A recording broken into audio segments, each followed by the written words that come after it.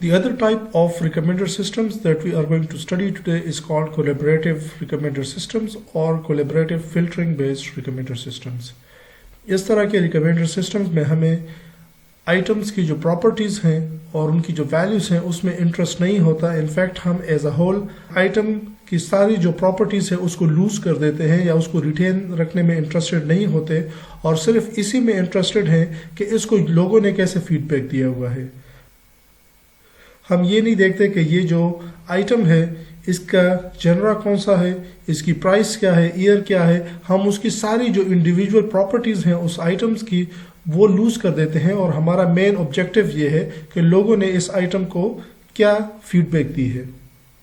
उस फीडबैक के ऊपर फिर हम देखते हैं कि इस के डिफरेंट जो यूज़र्स हैं उनकी प्रोफाइल्स की आपस में सिमिलैरिटीज़ क्या हैं. तो अगर दो लोग जो हैं उन्होंने पास्ट में भी कुछ आइटम्स को एक तरह की फीडबैक दी है, it means that in the future they are also going to do the same.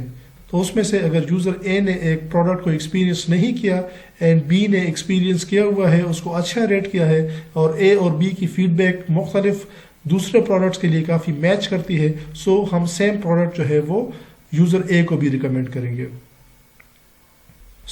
इसका एडवांटेज क्या है कि हमें यूज़र की जो एट्रीब्यूट्स हैं उसके बारे में जो इन्फॉर्मेशन है उसको रिटेन रखने की ज़रूरत नहीं है. हमें सिर्फ यूज़र की फीडबैक जो है वो हमारे लिए काफ़ी होगी. लेकिन दूसरी तरफ अगर आप देखें तो हमें फ्रीक्वेंटली यूज़र की जो फीडबैक है उसको अपडेट रखना पड़ेगा ताकि हमें अच्छी रिकमेंडेशंस जो है वो मिल सकें. सो कॉन्स्टेंटली यूज़र के फीडबैक के बाद हमें अपने टेबल को अपडेट करना पड़ेगा. तो इसको अगर हम ऐसे देख लें कि ये हमारे पास सारे मूवीज़ हैं या आइटम्स हैं जिसको हम रिकमेंडेशन में जिसकी इंटरेस्टेड हैं और ये वो डिफरेंट रेटिंग्स हैं जो हम इन मूवीज़ को दे सकते हैं. तो यहाँ पे अगर आप देखें इसको हमने एक टेबल के फॉर्म में अगर रिप्रेजेंट करें, so these are all the movies और ये हमारे पास सारे यूज़र्स हैं जिन्होंने इन मूवीज़ को रेटिंग दी हुई है. अब आप देखें कि इस पूरे टेबल में कोई मूवीज़ के किसी एट्रीब्यूट की कोई डिटेल्स हमारे पास नहीं है जिस तरह से हम कंटेंट बेस्ड अप्रोच में कर रहे थे. हमारे पास ये आइटम है और इस आइटम को जॉन ने क्या रेट किया हुआ है. हम ये नहीं देखते कि ये आइटम जो है, ये मूवी जो है ये एनिमेटेड है, इसकी जो है ये किस ईयर में आई, इसकी टोटल इसके कास्ट में कौन से लोग हैं, इसका डायरेक्टर कौन है. So we are not interested in any of the specific details of the items. We are just interested के यहाँ पे ये जो यूज़र है जॉन, इसने किस तरह से इसको रेट किया हुआ है. तो जॉन ने इसको आउट ऑफ 5 3 रेट किया हुआ है, एलेडीन को 0 रेट किया हुआ है, म्यूलन को 3 किया हुआ है और एनेस्टेजिया को 3 रेट किया हुआ है. सो ये सारी रेटिंग्स हैं जॉन की. अब अगर आप देखें कि हमारे पास उसी तरह से हमारे पास जो जिल, जेन एंड जॉर्ज दूसरे यूज़र्स हैं जिन्होंने इन प्रोडक्ट्स को इसी तरह से रेट किया हुआ है. अगर इस एग्जांपल में हम देखें तो यहाँ पे हमारे पास सारे आइटम्स हैं which in this case are movies और ये उसकी दूसरी डिस्क्रिप्शंस हैं जिसमें हम इंटरेस्टेड नहीं है इन केस ऑफ कोलैबोरेटिव फिल्टरिंग. ये सारी वो स्टार रेटिंग्स हैं जो हम इन मूवीज को दे सकते हैं in the form of explicit feedback, value from 1 to 5 with 5 being excellent. यहाँ पे अगर हम इस टेबल में देखें, so we have movies like Lion King, Aladdin, Mulan and Anastasia. ये हमारे पास डिफरेंट यूजर्स हैं, John, Joe, Jill, gen and George, और ये इनकी सारी रिकमेंडेशंस हैं और रेटिंग्स हैं आउट ऑफ 5 के इन्होंने इन मूवीज को किस तरह से रेट किया हुआ है. तो आप यहाँ पे क्लियरली देखेंगे the table is only holding the feedback of these users against these items, so we do not have any specific details of the items. अब the task at our hand is that Jane hasn't watched this movie Aladdin. तो हमने ये देखना है कि हमने जेन को ये मूवी रिकमेंड करनी है या नहीं करनी. तो कोलैबोरेटिव अप्रोच के साथ अगर हम जाएं तो सबसे पहले हमने ये देखना है कि जेन के साथ किसका प्रोफाइल सबसे ज़्यादा मैच करता है. अगर आप यहाँ पे देखें जॉन और जेन का, so they have both rated Lion King as 3. तो इनकी ये वाली रेटिंग जो है ये मैच करती है. इसको जेन ने ये नहीं देखा हुआ. हम अगर यहाँ पे देखें तो यहाँ पे जेन ने इसको 1 रेट किया हुआ है, जॉन ने 3 किया हुआ है. यहाँ पे जेन ने 0 रेट किया हुआ है और जॉन ने 3. सो इनके प्रोफाइल्स कुछ इतने खास मैच नहीं करते. We might find another one which is more appropriate as compare to John. तो अगर हम इस तरह से जो को देखें तो जो का डिफरेंस भी इसके साथ ज्यादा लग रहा है. सिर्फ यहाँ पे थोड़ा सा स्कोर कम है, बाकी सब आइटम्स पे इनका डिफरेंस जो है रेटिंग का वो ज़्यादा है। जेल के साथ अगर देख लें तो 1 और 3, यहाँ पे 4, 1, 2, 0, सो इसके साथ भी ज़्यादा है। So in my opinion the more appropriate profile और the most closer profile based on recommendation is George. आप यहाँ पे देखें कि इन दोनों का डिफरेंस जो है वो सिर्फ 1 का है, यहाँ पे भी 1 का है। दोनों को ये दोनों मूवीज नहीं पसंद। So maybe if we consider George, although there is no exact match, but हम कोई फॉर्मूला लगा के देख सकते हैं जिससे हमें ज्यादा अप्रोप्रिएटली पता चल जाएगा कि इनमें से क्लोजेस्ट प्रोफाइल किसका है। जैसे प्रीवियसली हमने देखा कोई कोसाइन सिमिलैरिटी या डॉट प्रोडक्ट वगैरह हम यहाँ पे देख सकते हैं। सो लेट्स अज्यूम कि हमें पता चल गया कि George is the closest one, जो जेन के सबसे ज्यादा करीब है। So once we have done that, now we would see कि जॉर्ज ने इसको क्या रेट किया हुआ है। सो जॉर्ज ने इसको 2 रेट किया हुआ है, which is below average. So most probably Jane को भी ये मूवी पसंद नहीं आएगी। So we are not going to recommend this movie to Jane. So that is a specific example of how recommendation works in case of collaborative filtering. Feedback जो है वो कोई भी यूज़र मुख्तलिफ तरह से दे सकता है। अगर आप यहाँ पे देखें तो ये यूज़र्स ने इनको स्टार रेटिंग दी हुई है, लेकिन आप जनरली देखें कि ज़्यादातर यूज़र्स जो हैं वो एक्सप्लिसिट फीडबैक नहीं देते। इसलिए जो मॉडल्स रिकमेंडर सिस्टम्स पे या पर्टिकुलरली कोलैबोरेटिव रिकमेंडर सिस्टम्स के ऊपर बेस्ड हैं, तो वो सिर्फ एक्सप्लिसिट रेटिंग्स या उस फीडबैक का वेट नहीं करते, but they also consider implicit ratings. Explicit is the one के जिसमें आप एक्सप्लिसिटली जाके अपनी रेटिंग देते हैं। For example, you have rated a specific product on a scale of 1 to 5।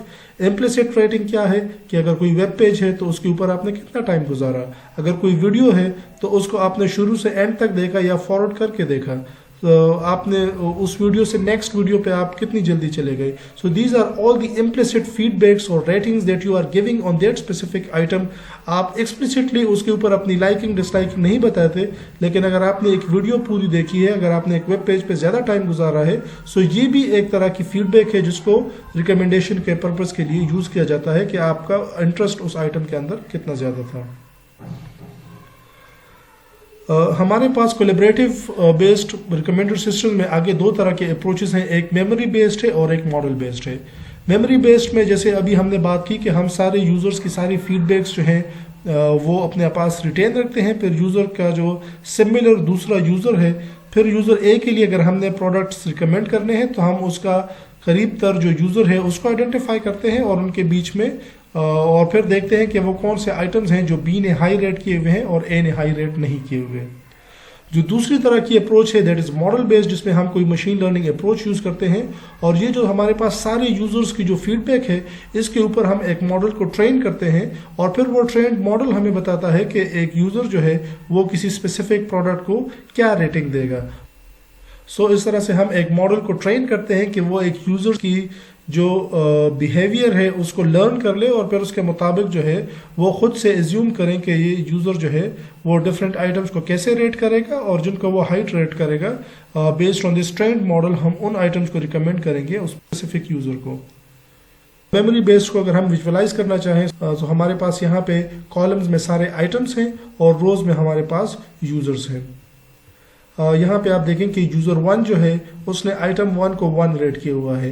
We are not retaining anything about item 1 कि item 1 क्या है, किस तरह का प्रोडक्ट है, उसकी प्राइस क्या है, उसकी कैटेगरी क्या है। हम किसी चीज़ में इंटरेस्टेड नहीं है उन सारी प्रॉपर्टीज़ में जो आइटम 1 की हैं। हमारा इंटरेस्ट सिर्फ ये है कि यूज़र 1 ने इसको क्या रेट किया हुआ है। द सेम वे यूज़र 1 ने आइटम 2 को और 3 को 4 को क्या रेट किया हुआ है। इस तरह से हमारे पास सारे यूज़र्स की रेटिंग्स हैं। नाउ वी हैव टू सी कि वेदर आइटम 4 जो इस यूज़र ने नहीं ट्राई किया हुआ कि इसके लिए अप्रोप्रिएट होगा कि नहीं। So as we said earlier, first we will have to find out a user who is most similar to user 2 based on the kind of feedback that this user has given to the items. So अगर हम यहाँ पे user 1 को देखें तो item 1 को इसने भी 1 रेट किया हुआ है, इसने भी किया हुआ है। दीज 2 यूज़र 3 और 4 ने उसको 2 और 5 रेट किया हुआ है। आइटम 2 को भी इन दोनों ने एक ही तरह रेट किया हुआ है, आइटम 3 को भी एक तरह से रेट किया हुआ है, विच इज़ एन इंडिकेशन कि ये दोनों यूजर्स जो हैं इनका बिहेवियर काफ़ी ज़्यादा मिलता है, काफ़ी ज़्यादा सिमिलर है and they are liking and disliking the same type of items. तो इस तरह से अगर हम आइटम 4 को देखें, so user 1 has given it high rating which is 4 out of 5, so we would recommend that item to user 2, क्योंकि इनके प्रोफाइल्स मिलते हैं, इसने अभी ये आइटम ट्राई नहीं किया हुआ, it already has got good scoring from user 1, तो इसकी बेस पे हम यूजर 2 को आइटम 4 रिकमेंड करेंगे। This type of approach is called collaborative filtering based on memory method.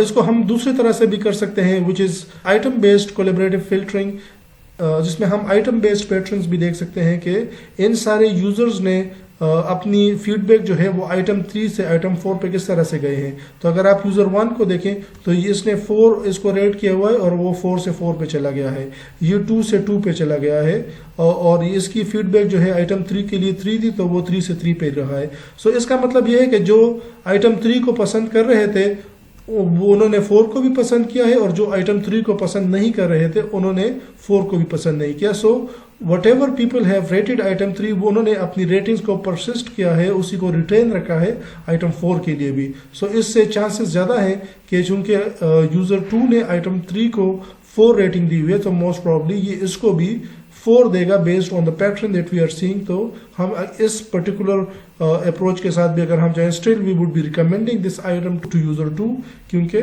Most probably इसको भी 4 रेटिंग देगा, विच मीन्स के he is going to like this item. So algorithm क्या है कोलैबोरेटिव फिल्टरिंग का, जैसे हमने बात की, सारे यूजर्स ने जो सारे आइटम्स को ऑलरेडी फीडबैक दी हुई है, represent that in the form of a matrix, वो सब डिटेल्स जो हैं उसको रिप्रेजेंट कर दें। देन द यूजर जिसके लिए हमने रिकमेंडेशन करनी है उसके नियरेस्ट नेबर्स फाइंड करें, वो यूजर्स फाइंड करें जिनका प्रोफाइल इससे ज़्यादा मिलता है। फिर देखें कि उन्होंने कौन से आइटम्स देखे हैं जो इस यूजर ने नहीं देखे, जिसके लिए हम रिकमेंडेशन फाइंड कर रहे हैं।